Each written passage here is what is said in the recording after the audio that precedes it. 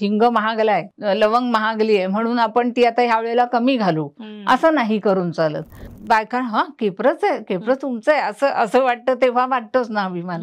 पुण्यामध्ये याला काही फार मार्केट नाहीये, त्याला मुंबई हे जास्त खरं मार्केट आहे. आपल्या आयुष्याचा साथीदार गेलाय अशा वेळेला आपण मोठ्या संकटात सापडलोय आर्थिक आणि सर्वच बाजूनी. ते गेल्यानंतर मुंबईचं दुकान चालवणं शक्यच नव्हतं, कारण माझे मिस्टर 10 वर्षाचे होते, त्यांच्या बहिणी मोठी बहीण 18-19 वर्षाची, म्हणजे त्या काळात लग्नाच्या मुली होत्या त्या दोघी.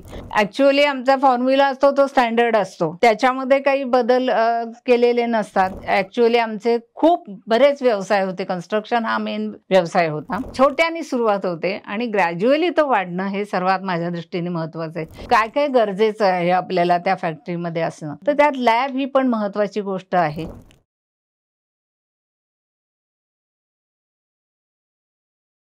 नमस्कार, MLA टॉक शो मध्ये तुमचं मनापासून स्वागत आहे. मी आहे तुमची होस्ट अभिलाषा आणि फेसबुकवर सर्च करा MLA महाराष्ट्रीयन लेडीज असोसिएशन आणि लगेच जॉईन करा. आज आपल्या पॉडकास्ट मध्ये आहेत एक प्रेरणादायी उद्योजिका ज्यांनी आपल्या मेहनतीनं, चिकाटीनं आणि दूरदृष्टीनं केप्र या ब्रँडला घराघरात पोहोचवलं. अरुणा मॅडम. व्यवसायात स्त्रियांनी घेतलेली झेप, दर्जेदार उत्पादनातून ग्राहकाचा विश्वास जिंकण्याचं उत्तम उदाहरण म्हणजे अरुणा मॅडम. आणि आज आपण त्यांच्याकडून जाणून घेणार आहेत प्रवासाबद्दल, उद्योगातील चढ उताराबद्दल आणि स्त्री शक्तीच्या बळावर उभ्या राहिलेल्या यशस्वी कहाणीबद्दल. तर स्वागत करूया केप्रच्या डायरेक्टर आणि आपल्या सगळ्यांच्या आवडत्या अरुणा मॅम. मॅम नमस्कार. नमस्कार मॅम, स्वागत आहे तुमचं ह्या शो मध्ये. मॅम, कसं वाटतं तुम्हाला इथे? खूप छान वाटतंय. पहिल्यांदा म्हणजे महाराष्ट्र लेडीज असोसिएशननी मला इथे बोलवलंय आणि माझे अनुभव ऐकण्याची तयारी दाखवली, याबद्दल त्यांची मी मनपूर्वक आभारी आहे. Thank you ma'am, thank you. सो आपला ग्रुप महिलांसाठी आहे. 1,35,000 मेंबर्स आहेत, त्यातले 3,000 पेक्षा जास्त रजिस्टर सेलर्स आहेत आणि तुमचा अनुभव त्यांच्यासाठी एक शिकवण असेल, खूप मोठं एज्युकेशन सेशन असेल आजचं. सो आजचा जो तुमचा प्रेरणादायी प्रवास आहे ते त्यांच्यासाठी निश्चित एक शिकवण असेल. सो थँक्यू सो मच, तुम्ही आज इथं आलात आणि आज तुम्ही आमच्यासोबत एवढी तुमची पूर्ण वर्षभराची नाही, केप्रला 75 इयर्स कम्प्लीट होत आहेत. सो त्याचा अनुभव तुम्ही आमच्यासोबत शेअर करणार आहेत. सो मेंबर्सला मी रिक्वेस्ट करेन की तुम्ही हा पॉडकास्ट पूर्ण पहा. सो मॅम, सुरू करूया. केप्र जेव्हा सुरू झाला तेव्हा डिजिटल सोशल मीडिया काहीही नव्हतं आणि तेव्हा तुम्ही तो ब्रँड सुरू केला.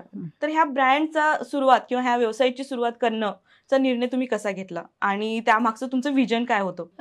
मुळात हा ब्रँड म्हणून एस्टॅब्लिश त्या काळामध्ये होण्याची काही कल्पनाच नव्हती, कारण त्यावेळेला ब्रँड म्हणजे असणं आणि ब्रँड खाली हे मिळणं, प्रॉडक्ट्स मिळणं, अशी कोणत्याही तऱ्हेची मार्केटमध्ये कोणतीही अशी व्यवस्था नव्हती. तर गरजेप्रमाणे गोष्टी मिळत असत आणि आपल्या इथे तर म्हणजे भारतामध्ये माझ्या मते ब्रँडेड गोष्टी वापरण्याची फारशी काही हे नव्हती, म्हणजे लोकांना सवय नव्हती. मुळात हे जे सुरू झालंय केप्र प्रोडक्शन, तर ते माझ्या सासूबाईंनी सुरू केलेलं आहे. मी स्वतः सुरू केलेलं नाही आहे. 75 वर्षापूर्वी कुटुंबाच्या अर्थार्जनासाठी म्हणून त्यांनी याची सुरुवात केली होती. ॲक्च्युअली भट फॅमिली ही कलकत्त्यामध्ये, माझे सासरे कॉटनचा ट्रेडिंगचा बिझनेस करत असत, पण त्या काळामध्ये त्यांच्यावर बरीच आर्थिक काहीतरी अडचण निर्माण झाली आणि त्यांना फॅमिलीला पुण्याला पाठवण्याचा निर्णय घ्यावा लागला. तर माझ्या सासूबाई आणि 4 मुलं, म्हणजे 3 मुली आणि मुलगा म्हणजे माझे मिस्टर, हे 4 जण पुण्यामध्ये आले. सगळी मुलं लहान होती, शिक्षणाचा त्यांचा वय होतं शिक्षण घेण्याचं. अशा वेळेला कुटुंबाचं जबाबदारी आर्थिक सांभाळणं कशी हे करायची हा मोठा प्रश्न होता. आणि त्यावेळेला कुठल्याही तऱ्हेचं बाहेर म्हणजे स्त्रिया नोकरी करणाऱ्या किंवा खूप शिकलेल्या असं काहीच नव्हतं. तेव्हा घरामध्ये स्वयंपाक आणि घर सांभाळणं हीच मोठी जबाबदारी त्या पार पाडत असत. आणि ते करत असताना प्रत्येक स्त्री ही सुगरण असंच मी म्हणेन की त्या काळामध्ये होती, कारण बाहेर कधीच काहीच चांगलं म्हणजे खाण्याचे पदार्थ बाहेरनं विकत आणण्याची संकल्पनाच त्या काळात नव्हती. बरोबर. त्यामुळे माझ्या सासूबाई तर सुगरण होत्याच आणि त्यांनी मग त्यातल्या त्यात म्हणजे हा मसाले लोणची हा व्यवसाय आपण म्हणजे व्यवसाय म्हणून नव्हे, हे जर आपण करून घरा विकलं तर ते त्याच्यातनं आपल्याला काहीतरी आपला संसार चालवता येईल. त्याला त्यांचं बॅकिंग माझ्या म्हणजे सासूबाईंचे मोठे भाऊ होते. त्यांचं पुण्यामध्ये मोठं त्यावेळेला ग्रोसरीचं दुकान होतं आणि ते साधारण जंगली महाराज रोडवर असल्यामुळे थोडासा तिथला क्लास हा हायर साईडचा असल्यामुळे त्यांना माहिती होतं की जरा तरी एक 10-20% तरी बायका ह्याचा विचार करतील आणि म्हणून मग ह्यांनी तयार करून तिकडे विकायचं असं त्यावेळेला ठरवलं आणि हळूहळू ते सुरू झालं. त्यावेळेला 2-3 वर्ष माझे सासरे काही पुण्यात येऊ शकले नाहीत आणि नंतर ते पुण्यात आल्यानंतर त्यांनाही पुढे काय करायचा हा प्रश्न होता. पण घरामध्ये माझ्या सासूबाईंनी म्हणजे कमलाबाई भटांनी हा व्यवसाय म्हणून जे काय किंवा त्यांना एवढं लक्षात आलं होतं की जे काय त्या बनवतायत ते बाहेर विकून आपलं 2-3 वर्ष पोट तरी भरलंय मुलांचं, एवढा त्यांना कॉन्फिडन्स आला. मग ते मुळात बिझनेसमन होते. त्यांनी त्याच्यावर खूप अभ्यास केला आणि त्याच्यामध्ये मग त्यांनी सगळे फॉर्म्युले सासूबाई सगळं अंदाजाने घेत असत.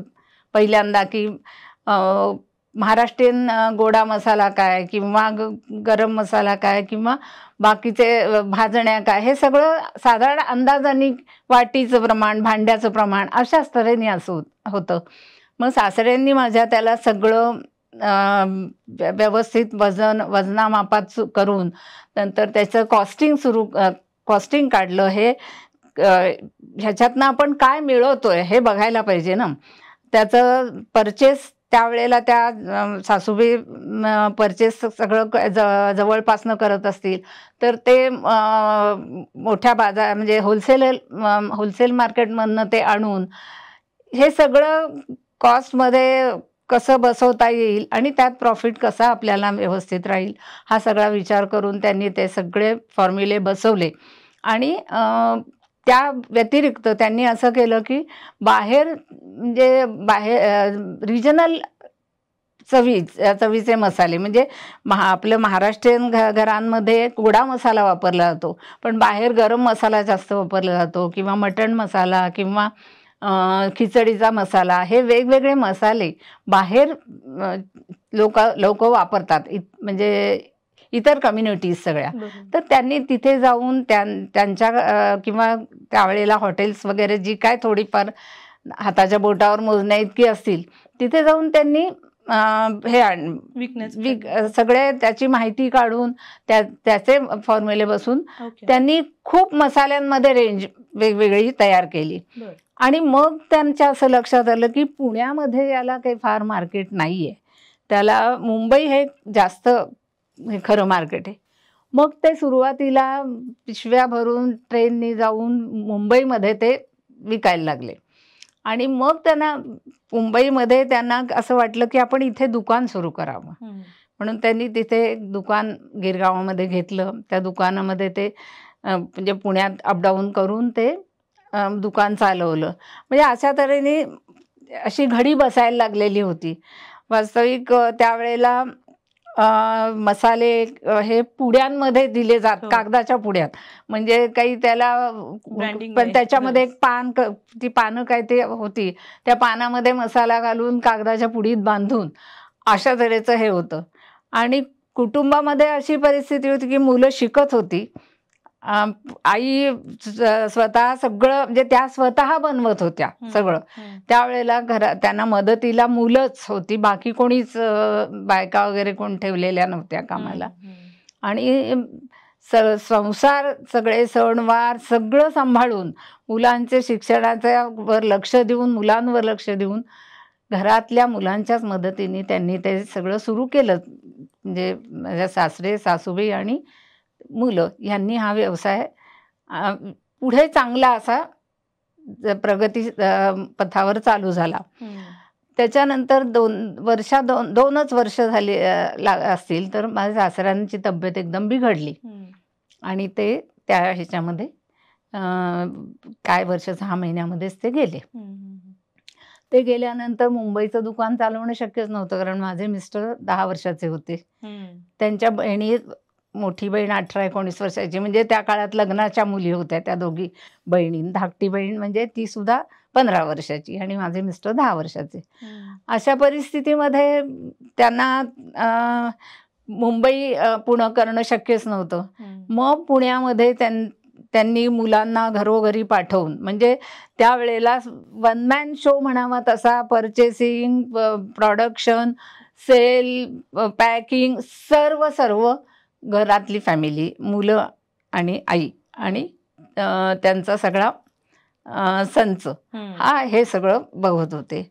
हळूहळू थोडी डिमांड वाढायला लागली होती. थोडा कल, म्हणजे कल्पना आत्ता आपल्याला येणार नाही की किती त्यावेळेला बाहेरचं आणणं हे एक प्रकारचं असं लोकांच्या मनात, म्हणजे त्यावेळेला तर शेजारचा काय म्हणेल, नातेवाईक काय म्हणतील, ह्याचा विचार करणारी माणसं होती. त्यामुळे विकत आणणाऱ्या गोष्टी, ह्या मसाले लोणची विकत आणतात ह्याच्यावरती म्हणजे हे धाडसाचंच होतं खरं म्हणजे. आणणं आणि तो व्यवसाय करणं हे दोन्ही अतिशय धाडसाच्याच गोष्टी होत्या. पण त्या गरजेपोटी माणूस करू शकतो तसं ते केलं गेलं आणि त्याला पुढे चांगलं स्वरूप यायला लागलं. म्हणजे मुख्य म्हणजे ही 4 भावंड जी होती ना, म्हणजे त्यांच्या 3 बहिणी आणि हे 4घही जण त्यावेळेला शिक्षणात, खेळात, बाहेरच्या अनेक गोष्टींमध्ये सगळ्यामध्ये इंटरेस्ट घेऊन तिथे नाव कमवून परत हे घरामध्ये प्रचंड मदत आईला करत असत. आणि मसाले आणि हे करणं म्हणजे त्यावेळेला सोपी गोष्ट नव्हती. म्हणजे ऍक्च्युअली हाताने कुटून किंवा जात्यावर दळून हे सगळं सुरू झालेलं आहे. ऍक्च्युअली हा प्रश्नावर मी येणारच होते की तुम्ही अशा वेळेस ब्रँड चालू केलं ज्यावेळेस तुम्हाला सोशल मीडिया नव्हता, यंत्रणा नव्हती, काहीच यंत्रणा नव्हती. अशा वेळेस तुम्हाला हा व्यवसाय चालू करताना काय काय अडथळे आले? आता हे अडथळे जे पहिले काय 10-15 वर्ष असतील ते इमॅजिनरीच आहेत. मला काही ते हे करावे लागलेले नाहीयेत, म्हणजे त्याच्यातनं जावं लागलं नाही. पण त्याच्यानंतर माझं लग्न 67 साली झालं आणि तोपर्यंत हा व्यवसाय व्यवस्थित त्यांनी हे धरलेला सेट झालेला होता. आणि लोकांचाही कल विकत मसाले वगैरे तरी विकत घेणे, तयार पदार्थ नाही पण निदान मसाले विकत घेणं, तिखट हळद विकत घेणं, या गोष्टींवरचा कल वाढलेला होता. आणि त्याच्यामुळे मग माझ्या मिस्टरांनी सुद्धा त्यांचं शिक्षण पूर्ण झालं, म्हणजे शिकत असताना तर खूप त्यांनी सगळं हाताखालनं त्यांच्या गेल्यामुळे ते तयारच झालेले होते. आणि मग त्यांना असं वाटलं की ह्याच्यात विजनही त्यांची फारच छान होती प्रत्येक गोष्टीची. त्यामुळे त्यांनी निर्णय घेतला की हेच आपण चालू करायचं पुढे. आणि त्याला मग मार्केट पण, म्हणजे पुण्यात तर मार्केट होतच आणि मग ते हळूहळू मार्केट बाहेरचं पण सुरू झालं. बरोबर. तुमच्यासाठी घरगुती चव टिकून ठेवणं व्यवसायात किती कठीण असतं? तसं बघायला गेलं तर कठीणच असतं, कारण त्याला लागणारे जे रॉ मटेरियल असतं ते तुम्हाला पारखून घ्यावं लागतं. ते जर तुमचं व्हेरिएशन त्याच्यामध्ये आलं किंवा तुम्ही कमी प्रतीचं ते वापरलं तर ते तुमचा पदार्थ चांगला होणार नाही. त्याचं प्रपोर्शन जे प्रत्येक गोष्टीचं घ्यायचंय ते तुमचं एकदा ठरलेलं असेल तर ते तुम्हाला तसंच ठेवावं लागतं. तुम्हाला असं नाही करून चालत की बुवा काय हिंग महागलाय, लवंग महागली आहे म्हणून आपण ती आता ह्या वेळेला कमी घालू, असं नाही करून चालत. जे तुम्हाला ज्या किमतीला मिळेल त्यावेळेला तुम्हाला मग प्रॉफिट लॉसचा विचार फार करता येत नाही. आपण ग्रॅज्युअली, म्हणजे असं लॉसमध्ये आपण व्यवसाय नाही करू शकत, ग्रॅज्युअली त्याचे आपण किमती वाढवतो. पण एकदम आलं अंगावर तर आपण काही ते किमती वाढवून मग आपण असं नाही करू शकत. पण त्याला तुम्हाला क्वालिटी ही त्याच्यात मेन असतेच गोष्ट. बरोबर. सो केपरचं फक्त एक लोणचं किंवा मसाले एवढंच नाहीये, पिठं पण आहेत. खूप साऱ्या गोष्टी तुम्ही नवीन नवीन बाजारात आणल्यात. जेव्हा एखादं नवीन प्रोडक्ट तुम्ही बाजारात आणायचं ठरवतात तेव्हा तुम्ही टेस्टिंग, रिसर्च आणि टीमवर्क याचं कसं समतोलच राखता? पहिल्या ट्रायल घेतो. ट्रायल घेतल्या की त्या आम्ही घरात पहिल्या खातो आणि त्याच्यानंतर मग आमच्या नातेवाईकांमध्ये, मित्रमंडळीमध्ये देतो. मग प्रत्येकाची काहीतरी सजेशन असते, तर त्या सजेशन प्रमाणे त्याच्यात बदल करतो आणि मग त्याचं फायनल टेस्ट वाईज म्हणून आपण फायनल त्याचं हे करतो. ओके.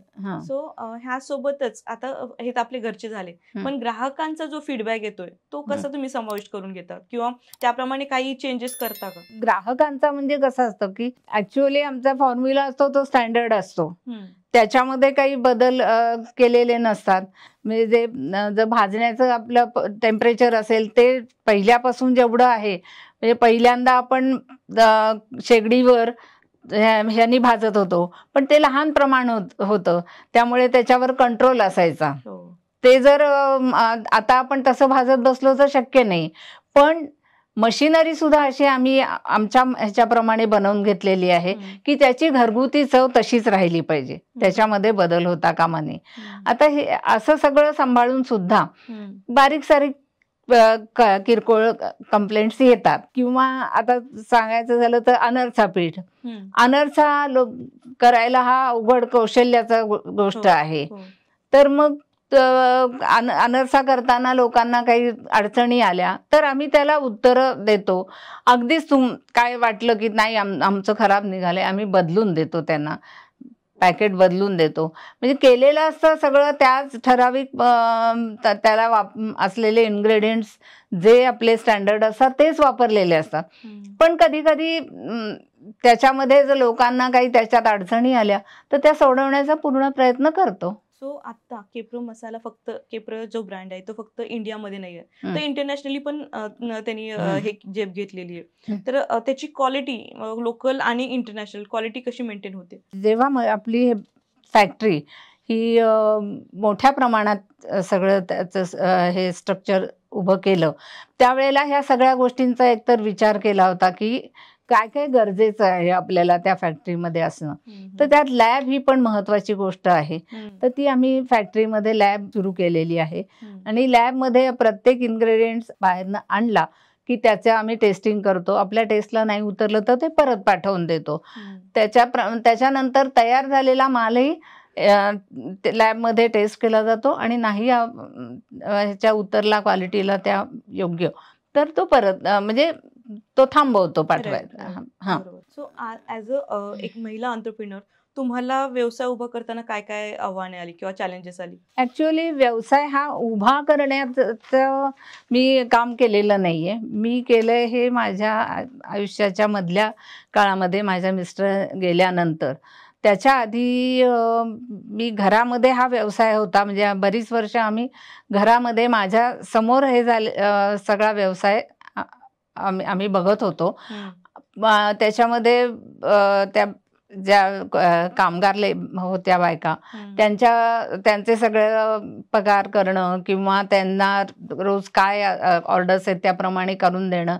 पण माझं काम हे अगदीच जुजबी असं होतं, म्हणजे मला त्यातलं असं फार मोठं नॉलेज होतं किंवा व्यवसाय कसा असतो हे काहीच मला माहीत नव्हतं. पण हे गेल्यानंतर ऍक्च्युअली आमचे खूप बरेच व्यवसाय होते. कन्स्ट्रक्शन हा मेन व्यवसाय होता. केप्रो हा म्हणजे कन्स्ट्रक्शन हा जास्त आमचा महत्वाचा मेन होता आणि केप्रो बरोबरीने होतं. पण सगळेच व्यवसाय काही एकदम मोठे करण्याचं हे नव्हतं, ध्येय असं नव्हतं. आणि बाकीचे व्यवसाय जे काही होते, हॉटेल लाईन होती, तर ते सगळं हे गेल्यानंतर प्रचंड त्याचं सगळं माझ्या अंगावर आलं. आणि मग हे बघताना मी म्हणजे माझं जी घडी बसलेली होती यांच्या काळामध्ये तीच कंटिन्यू केली. मी फक्त जात असे फॅक्टरीमध्ये, जाऊन काय चाललंय काय नाही हे बघत असे. आणि तिथल्या ज्या मॅनेजर आणि स्टाफ सगळा होता त्यांची ऍक्च्युअली सगळीकडेच स्टाफची साथ जी आम्हाला मिळाली ती खूप छान मिळाली. फक्त पार्टनरशिपमध्ये प्रत्येक व्यवसाय होता तिथे काही अडचणी निर्माण झाल्या, ज्या की त्या सोडवण्यामध्ये माझे जवळजवळ पुढची 10 वर्ष गेली असं म्हणायला हरकत नाही. त्यामुळे हा व्यवसाय मी म्हणजे बघायला लागल्यानंतर हा सेटअप व्यवसाय होता आणि तो मी पुढे तसाच पुढे नेला. खूप मोठा ब्रँड बनवला तुम्ही त्या. हो हो. सो तुम्ही तिथं सेटअपवर नाही थांबला, तुम्ही खूप मोठा त्याला मोठ्या लेवलला नेऊन ठेवलं तुमच्या 10 वर्षाच्या कारकिर्दीमध्ये. सो मॅम, आजच्या तरुण मुलींनी व्यवसायात उतरावं असं तुम्हाला काय वाटतं? त्याच्या सगळ्या परिस्थितीमध्ये, आर्थिक परिस्थितीमध्ये किंवा एकूण समाजाच्या सगळ्या आपण बघितलं तर पूर्वी स्त्रियांनी फक्त घर सांभाळायचं आणि पुरुषांनी अर्थार्जन करायचं असं जे होतं, तसं त्याच्यामध्ये आता खूप बदल झालाय. आता प्रत्येक स्त्रीला पण घर सांभाळण्याबरोबर ह्याही गोष्टी कराव्या लागत आहेत. तर ते करत असताना प्रत्येकाला नोकरी मिळणं शक्य नाहीये. मग ज्या त्या स्त्रीनी आपल्यामध्ये असलेल्या स्किलचा उपयोग करून तिने व्यवसाय नक्की करावा आणि सुरुवातीला छोटा व्यवसाय असू शकतो, पण छोट्याने सुरुवात होते आणि ग्रॅज्युअली तो वाढणं हे सर्वात माझ्या दृष्टीने महत्वाचं आहे. एकदम काहीतरी म्हणजे असेल सक्सेस, अनेक व्यवसायांना एकदम प्रचंड आले पुढे आणि हे झालं असं होऊ शकतं, पण माझ्या मते ग्रॅज्युअली जे वाढतं बरोबर ते टिकून राहतं असं मला वाटतं. बरोबर. म्हणजे हे माझं मत आहे. नाही, माझंही हेच मत आहे की तुम्ही छोट्यापासून सुरुवात करा, हळूहळू वाढवत जा, त्यातले ट्रायल एरर्स मध्ये तुम्ही पुढे जा आणि त्यातून काय शिकता येईल, त्यातून काय इम्प्रुव्हमेंट करता येईल, ग्राहकांचा जो फीडबॅक आहे तो इन्क्लूड करा. सो असं ग्रॅज्युअली हळूहळू जायला पाहिजे. जे रात्रीतून सक्सेस मिळतं ते मग रात्रीतून जाऊ पण शकतं, कारण तो मग त्यामागे इगो येतो, काही गोष्टी येतात.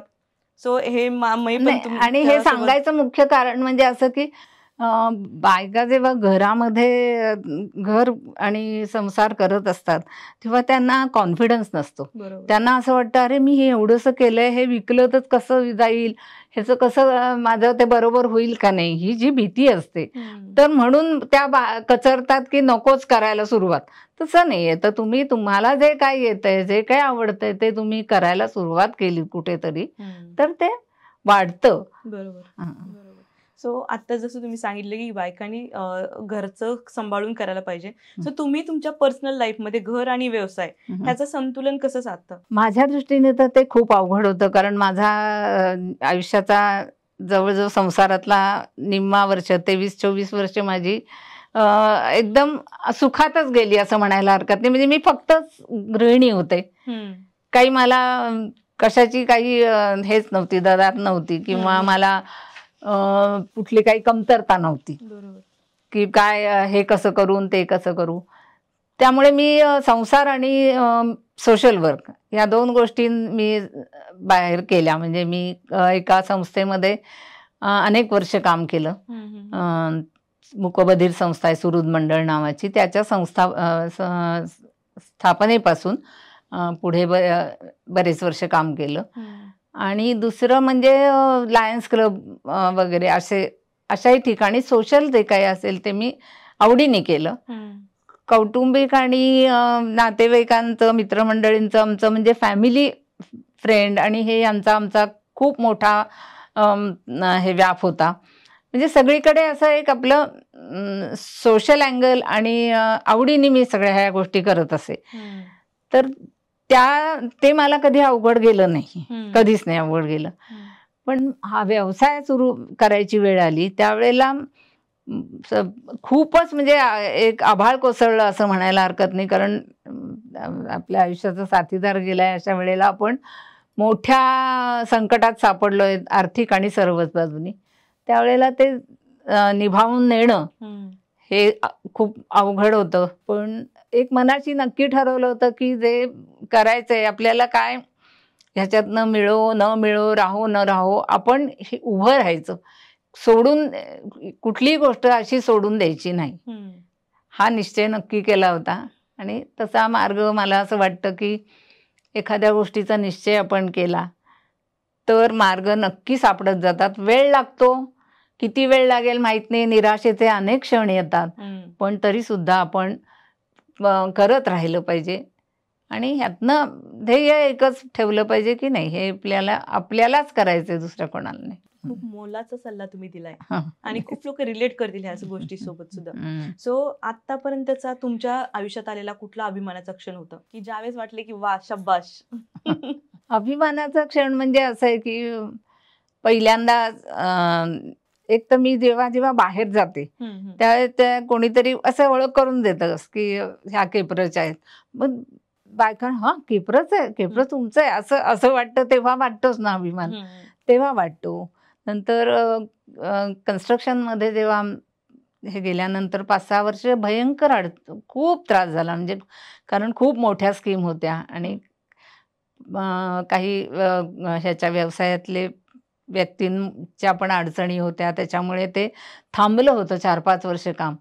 तर ए.व्ही. भट कंपनीचं ॲक्च्युअली एक असं महत्त्व होतं त्या काळामध्ये की त्यांच्याकडे डोळे झाकून लोक या आणि हे करा, बुकिंग करा आणि ठरलेल्या वेळेच्या आत तुम्हाला फ्लॅट्स मिळतील. अशा परिस्थितीमध्ये 4-5 वर्ष काम थांबलेलं आहे आणि आपल्याकडे फ्लॅट ओनर काय, लँड ओनर काय, जे तगादा लावतायत, सारखे बोलतायत, हे करतायत, अशी परिस्थिती ज्यावेळेला निर्माण झाली. आणि एकदम असं झालं की 5 वर्षांनी जेव्हा पुन्हा सुरुवात करायची वेळ आली आणि एक स्कीम डिक्लेअर केली, त्यावेळेला ऑफिस आणि घर आमचं एकाच बिल्डिंगमध्ये होतं. ऑफिसनी म्हणजे हे उद्या स्कीम्स बुकिंग सुरू होणार आहे, तर अक्षरशः मी बघितलं अशी जिन्यावरनं लाईन लागली होती आणि थांबली होती लोक म्हणजे बुकिंगसाठी. तर एवढा विश्वास जो लोकांनी दाखवला म्हणजे कंपनीवर, तो म्हणजे अनुभव अभिमानाचा. खूपच भारी, खूपच भारी. सो आता खूप लोकांना उद्योजक क्षेत्रामध्ये यायचंय किंवा आता उद्योग करतात, त्यांच्यासाठी 3 महत्वाचे सल्ले तुम्ही काय द्याल? 3 महत्वाचे सल्ले म्हणजे असं की त्यांना काय जे काही ठरवतील ना ते करताना कुठली गोष्ट सोपी नाहीये हे पहिलं मनाशी ठरवा. अडचणी आल्या तरी त्या पार करायच्याच हा निश्चय करा. बरोबर. आणि त्यासाठी मग तुम्ही कॉम्प्रोमाइजेस म्हणजे मग म्हणजे स्त्रियांनी करायचं म्हटलं तर, पुरुषांची आहे वेगळी येते, मी काही सांगू शकत नाही, पण स्त्रियांनी करायचं म्हटलं तर माझ्या मते म्हणजे मी जुन्या काळातली आहे असं समजा, आणि जुन्या काळातल्या स्त्रियांनी त्यांच्यावरती घराची जबाबदारी, मुलांची जबाबदारी ही असतेच असते असं मला वाटतं. तर ते सोडू नका, ते संस्कार देणं सोडू नका असं नक्की मी सर्वांना सांगू शकते. Yes, thank you. सो तुम्ही आज इथं आलात आणि आमच्यासोबत एवढ्या मनसोक्त गप्पा मारल्या, मला खूप आनंद झाला तुम्ही आज इथं आलात तर. सो मनापासून तुमचे धन्यवाद. अभिलाषा, तुझे खूप आभार आहेत आणि तुम्ही मला बोलतं केलंयस. असं काही मी सगळं विसरायला होतं, आपलं मागचं काय झालंय आणि काय नाही असं आपण नेहमी विसरतो, पण तू बोलतं केलंयस मला छान. खूप मस्त. थँक्यू.